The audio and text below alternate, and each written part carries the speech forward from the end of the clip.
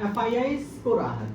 अभी अभी आरबीआई की पॉलिसी पे आपने बड़ी गंभीरता से, आई होप इस स्टॉक मार्केट के अगर आप ट्रेडर हैं, इन्वेस्टर हैं, तो आपने पूरा उसका विश्लेषण जरूर किया होगा, उसके आर्टिकल्स को जाकर के जरूर पढ़ा होगा। चलिए उसमें हम थोड़ी सी आपकी मदद करने की कोशिश करते हैं कि आरबीआई की पॉलिसी में एफआईआई को लेकर सबसे बड़ी भूमिका क्या है। तो क्या एफआईआई को राहत मिल रही है, क्या खत्म होने वाला है विदेशी संकट जो निवेश के रूप में लगातार हम पीछे कुछ महीनों में और सालों में देख रहे थे, लगातार एफआईआईज की सेलिंग, लगातार एफआईआईज का एग्जिट होना। कुछ महीनों पहले तक अगर आप देखें तो फॉरेन इन्वेस्टर लगातार भारत से जो है वो पैसा निकाल रहे थे। ये आप लगातार डेटा ट्रैक भी कर रहे होंगे, हर दिन हेडलाइंस बनती थी एफआईआई सेलिंग, मार्केट का प्रेशर, रुपीस का वीक होना। लेकिन अभी बीच में आरबीआई की पॉलिसी आई तो अचानक तस्वीर थोड़ी बदलती हुई दिख रही है। क्या विदेशी निवेशक का संकट खत्म होने वाला है? और अगर एफआईआई वापस लौटते हैं तो क्या होगा? तो क्या आप इंडियन मार्केट में एक नई शुरुआत फिर से देख सकते हैं? आखिर हमारे स्टॉक मार्केट बाजार के लिए एफआईआई का मूवमेंट इतना इंपॉर्टेंट क्यों होता है?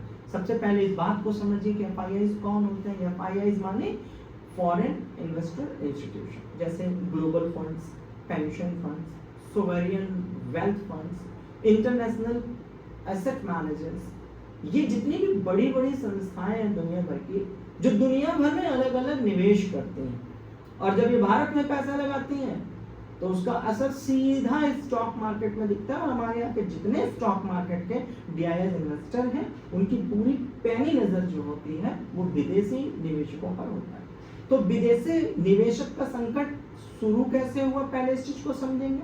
आरबीआई की पॉलिसी से स्ट्रक्चर में क्या बदलाव आ सकता है, मार्केट में क्या उसके सेंटिमेंट्स हो सकते हैं, उस पर भी चर्चा करेंगे। तो पीछे कुछ समय में यदि अगर हम लोग देखें तो कई वजहों से एफआईआई के अंदर एक डर का माहौल लगातार बना हुआ था। उसका जो बड़ा और मुख्य कारण था वो यूएस इंटरेस्ट रेट की ऊंचाई थी, डॉलर का मजबूत होना था, ग्लोबल के कॉन्फ्लिक्ट्स जो चल रहे हैं ना, जियोपॉलिटिकल टेंशन, उस पर था, और लगातार पिक्चर में ऑयल की प्राइसेस में वॉलेटिलिटी हमसे आपसे छुपी नहीं है। हर दिन मार्केट के न्यूज का सबसे बड़ा headline geopolitical tension, America, Iran, अन्य देश, और ऑयल की प्राइस की फ्लक्चुएशन, रुपए और डॉलर के बीच में लगातार लड़ाई। ये लगातार पूरे सत्र में आप देखिए तो लगातार बना हुआ है। ऐसे माहौल में निवेशक जो है वो रिस्क थोड़ा कम लेना चाहते हैं।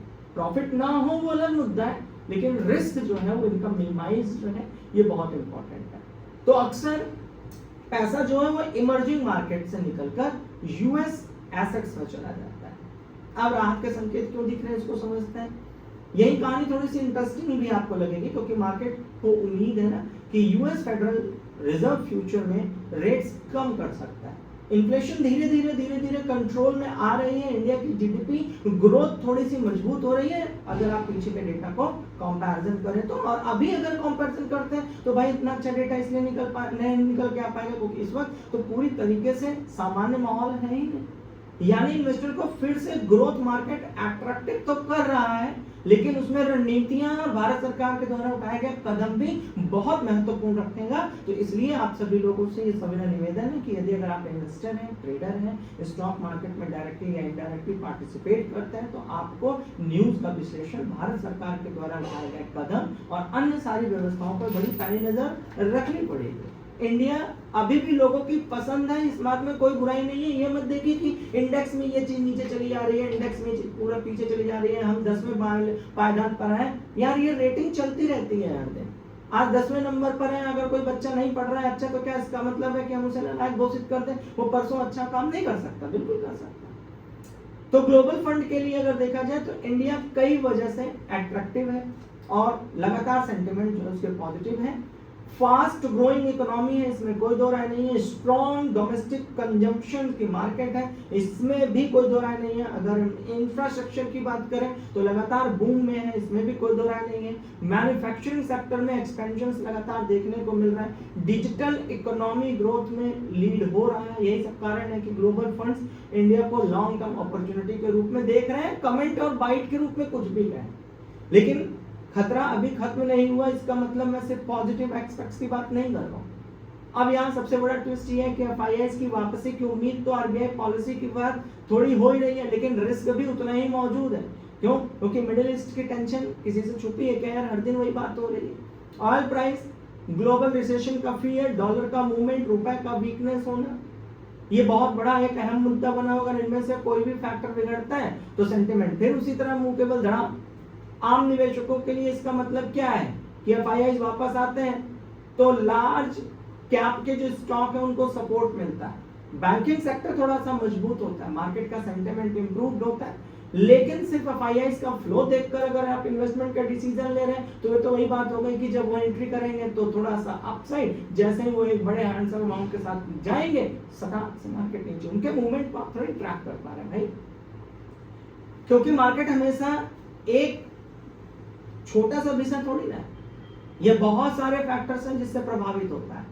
कई रिटेलर जो इन्वेस्टर है सिर्फ वो एक ही चीज देखते हैं कि आज मार्केट ऊपर है या आज मार्केट नीचे। भाई ये आज वाली व्यवस्था में थोड़ा सा सिंसियर रहिए, थोड़ा सा ना अपने आप को डिसिप्लिन में रखिए। मार्केट के पीछे चलने वाली असली कहानी जो आप देख रहे हैं वो नहीं, जो नहीं दिख रहा है यहाँ वो है।